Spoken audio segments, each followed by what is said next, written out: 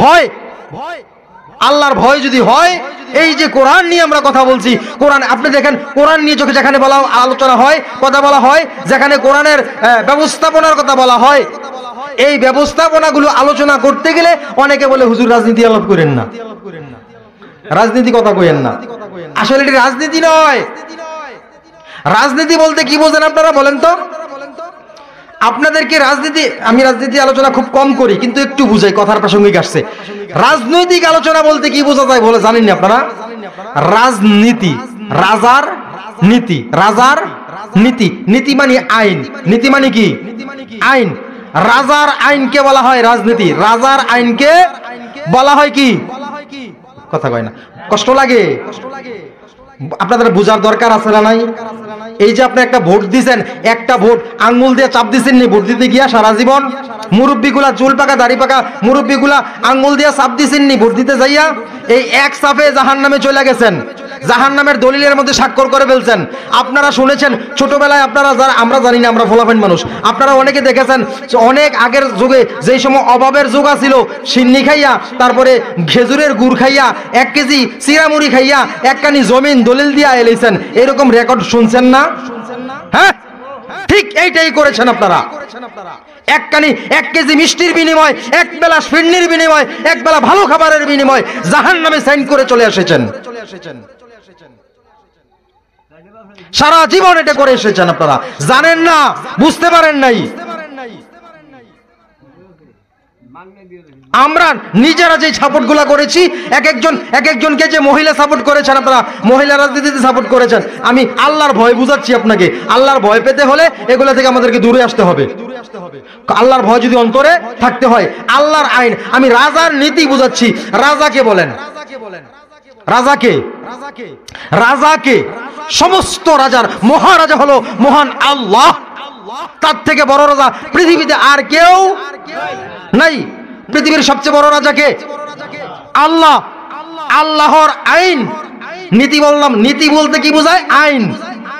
এখন সমস্ত বাদশাহের বড় বাদশাহ, সমস্ত রাজার বড় রাজার নাম হলেন আল্লাহ। তার আইন, সেইটাকে বলা হয় রাজনীতি। তার আইন কি? তার আল্লাহর আইন কোনটা? কোরআন। এই কোরআনে আছে সব। তাহলে আমি যখন কোরআন পড়ে আপনাকে শোনাই, আপনি বলেন হুজুর রাজনীতি করেন না, তাইলে ওয়াজ শেষ। তাইলে ওয়াজ কি? বুঝে আসছে নি? বুঝে আসছে কথাটা? যদি আমি কোরআন পড়া শোনাই, নীতি, কোরআনটা মানে, কোরআন মানে কি? নীতি। কোরআন মানে কি? নীতি, আইন। এখন এইটা আপনাদেরকে পরে পরে যখন আমি বাংলা বুঝাবো, তখন আপনি বলবেন হুজুর রাজনীতি আলাপ করেন না। তাইলে বোঝা গেল আমি কোরআন না পড়া আপনাকে ওলির কাহিনী, পিসাবের কাহিনী, ঠ্যাংবাঙ্গার কাহিনী, কানার কাহিনী এগুলো বলে দেই। তাহলে আপনি খুশি? কি বলেন? হ্যাঁ, আমি মেরাজের আলোচনা করতে গিয়ে কয়েকদিন আগে বলেছিলাম যে আমরা প্রথম আসমান থেকে দ্বিতীয়, মাটি থেকে আসমান, তারপরে দ্বিতীয় আসমান, চতুর্থ আসমান, এখান থেকে 500 বছরের রাস্তা, আসমানের ভারীটা 500 বছরের রাস্তা, এরপরে মহাশূন্য 500 বছরের রাস্তা, এরপরে আবার আসমানের ভারী 500 বছরের রাস্তা, আবার মহাশূন্য 500 বছরের রাস্তা। এইরকম ভাবে 7 আসমান 7টা মহাশূন্য পার হইতে হইতে আমরা ছোট্টবেলায় বড় বড় বক্তাদেরকে, বাংলাদেশের বড় বড় বক্তাদেরকে, বড় বড় ওয়াজিনদেরকে দেখতাম।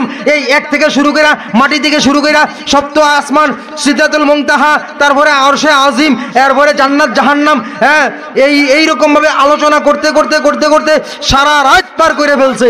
শুধু জমিন থেকে শুরু করে আরশে আজিম পর্যন্ত এটার পরিচয় দিতে দিতে তার ওয়াজ শেষ, রাত্র শেষ, মানুষের ইবাদত শেষ। ইবাদত কি, কার্যক্রম কি, কি কাজ করতে হবে এটা বুঝাইতো না। মিথ্যা কথা, মিথ্যা কথা। খারাপ লাগতেছে আপনাদের? এখন ওয়াজ করলে কয় হুজুররা জানে না, এই জন্য বলে না। আসমান কিসের তৈরি, আসমানের ভিতরে কোন কোন ধাতু দিছে, এটা বললে আপনার কি উপকার হবে বলেন? কোন উপকার হইব? কারো কোন উপকার আইব? আসমান কোন ধাতু দিয়ে তৈরি, কোনটা লোহার, কোনটা স্বর্ণের, কোনটা কাঁচের, এইগুলো আলোচনা করলে এক একটা আসমানের মধ্যে 1 ঘন্টা আলোচনা করা যায়। কোন কোন ফেরেশতা আছে, কোন ফেরেশতায় কোন ডিউটিতে আছে, ইনশাআল্লাহ আমি এগুলো বলি কি কইরা? না জানলে বলি কি কইরা?